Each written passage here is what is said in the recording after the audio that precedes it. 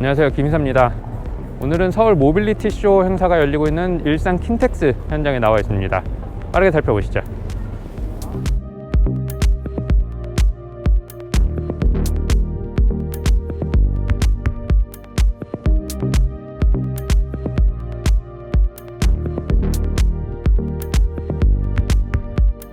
곧 아우디 언베일링 행사가 있을 것 같은데 이트론들로 추정이 되고 있습니다.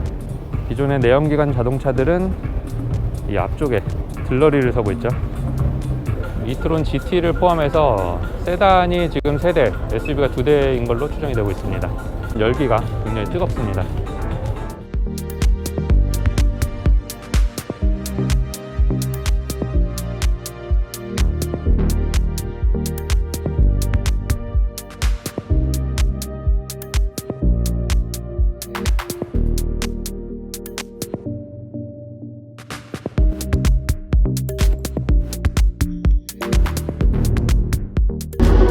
마세라티도 지금 행사를 하고 있는 것 같네요.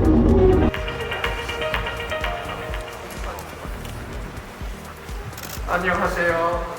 Welcome to Seoul Mobility Show.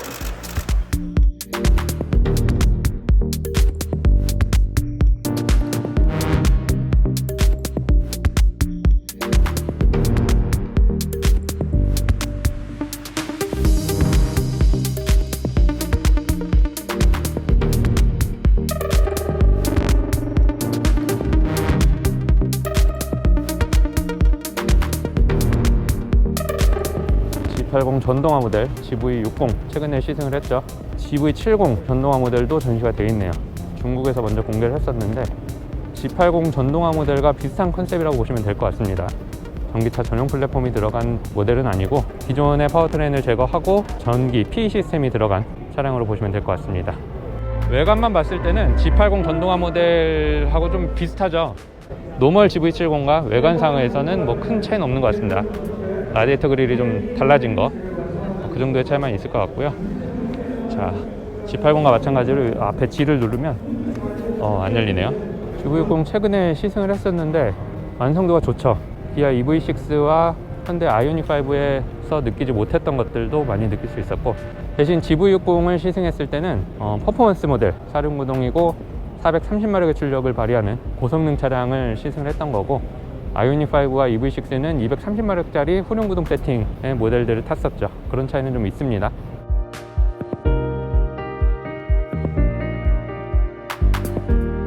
BMW iX3가 언베일링 되고 있습니다. 열어나갈 계획입니다.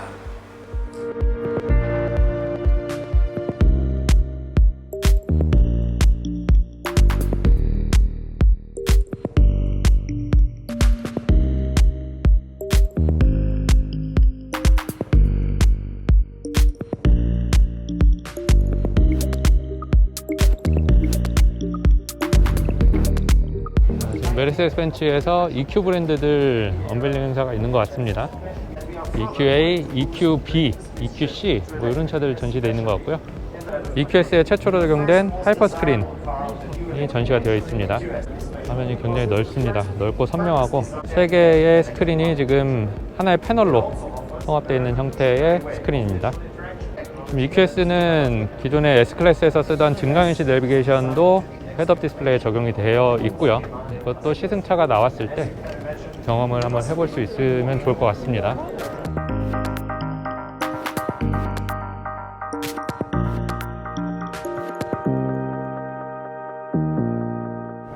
기존 S클래스의 품격이 느껴지던 롱로드 쇼테크의 형식은 벗어났습니다.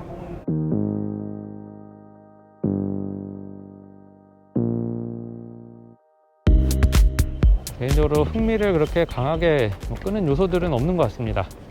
기존 내연기관 자동차와 달리 전기차 시대에서는 자동차 본연의 주행 성능이나 승차감과 같은 물리적인 부분들 외적으로 각종 전자장치와 소프트웨어를 효율적으로 관리, 운용할 수 있는 통합 OS와 그걸 기반으로 한 인포테인먼트, 엔터테인먼트, 그리고 다른 스마트 기기들과의 연계성과 같은 부분들이 더 중요해질 것으로 예상이 되고 있는데, 지금 그런 것들, 그런 미래 퓨처 모빌리티의 비전을 볼 수 있을 만한 전시는 좀 없는 것 같습니다. 그런 부분에서 좀 아쉬운 것 같고요. 누가 전기차를 더 자기들이 잘하던 색깔 그런 것들을 입혀서 더 잘 만들었느냐, 뭐 이 정도의 경쟁이라고 보시면 될 것 같아요. 전기차는 더 이상 이 편리한 이동수단 그 정도에서 그치는 것이 아니고 어떤 공간이나 장소로서 이 탑승객들에게 필요한 기능을 제공하는 역할도 적극적으로 수행하게 될 것 같습니다. 예를 들면 그런 거죠. 앞으로 전기차는 단순한 이동수단 외적으로도 사무실이나 미팅룸, 작업실, 게임방, 휴게실, 카페, 극장, 독서실, 공부방, 뭐 심지어는 노래방과 같은 공간으로도 그 역할이 무한하게 확장될 수 있는 것이죠. 그래서 행사 이름도 이제 더 이상 모터쇼가 아니고 모빌리티 쇼로 변경이 된 걸로 알고 있는데 없습니다.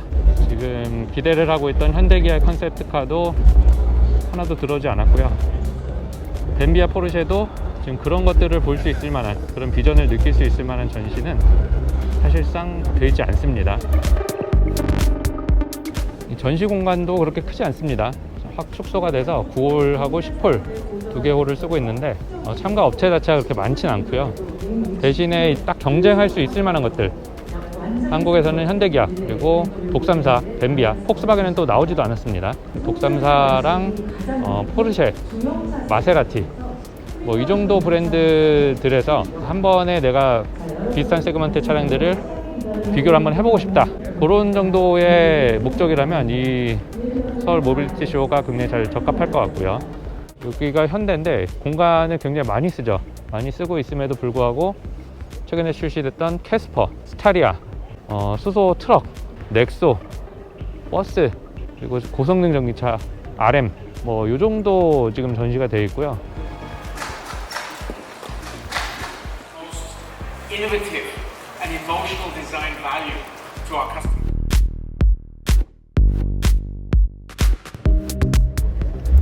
이 타이칸 크로스 트리스모는 전면부는 완전히 타이칸과 동일하고요. 측면을 보면 약간 예전에 시로코, 폭스바겐 시로코와 실루엣이 좀 비슷한 것 같네요. And as of October, we sold around 7,700 units, ranking fifth in global sales.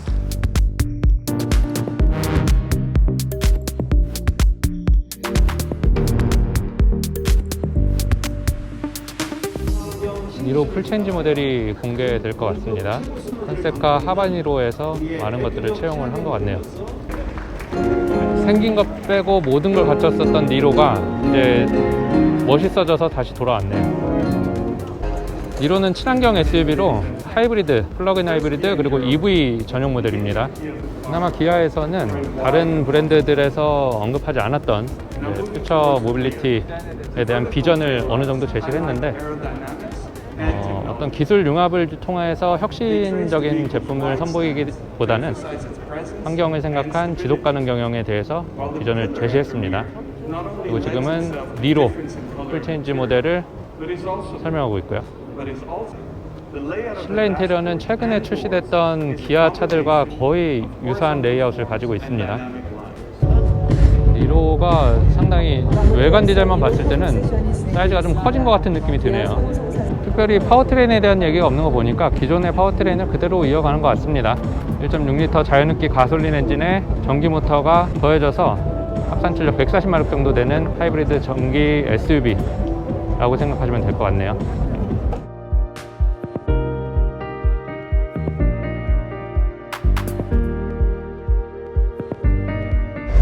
전기차 통합 OS를 중심으로 한 각종 엔터테인먼트 시스템, 그리고 자율주행 시스템, 뭐 스마트 통신기기와의 긴밀한 연계 서비스 같은 것들을 운용하기 위해서는 GPU나 NPU, 그리고 AP와 같은 시스템 반도체의 성능도 덩달아 좋아져야 하는데, 대한민국의 삼성이나 하이닉스가 주력으로 생산하고 있는 반도체는 메모리 반도체죠. 정작 전기차에 필요한 연산 작업이나 정보 처리를 위해서 필요한 시스템 반도체는 대만의 TSMC나 미국의 엔비디아가 기득권을 형성하고 있습니다. 참고로 한국은 메모리 반도체 분야에서 시장 점유율이 70%가 넘는 반면 시스템 반도체 분야에서는 점유율이 약 5% 미만으로 알고 있거든요. 아직도 갈 길이 좀 먼 것 같습니다. 향후 현대기아가 이제 미래 모빌리티 산업에서 혁신을 불러일으키기 위해서는 결국 누가 손을 잡느냐가 매우 중요해진 상황인 것인데, 한번 동태를 지켜봐야 될 것 같습니다. 그동안의 행보를 지켜봤을 땐 하드웨어는 그 현대기아가 이미 충분히 잘 준비를 하고 있습니다. 전기차를 굴리기 위한 P 시스템이나 전기차 전용 플랫폼인 EGMP 그리고 BMS, V12뿐만 아니라 그동안 넥소를 통해서 보여줬던 수소 모빌리티도 완성 단계라고 보기에는 아직까지는 부족한 부분이 있습니다만 전 세계 어디에 내놓더라도 밀리지 않을 정도의 충분한 완성도를 보여주고 있습니다. 이 실내 인테리어, 실내에서도 참 많은 것들이 공통적으로 축소되는 경향이 있는데 유일하게 스크린이 차지하는 비중만은 오히려 좀 높아지고 있는 것 같죠. 이 디스플레이가 차지하는 면적은 점점 넓어지고 있는데 실질적으로 활용성이 그에 비례해서 올라가진 않고 있는 상황입니다.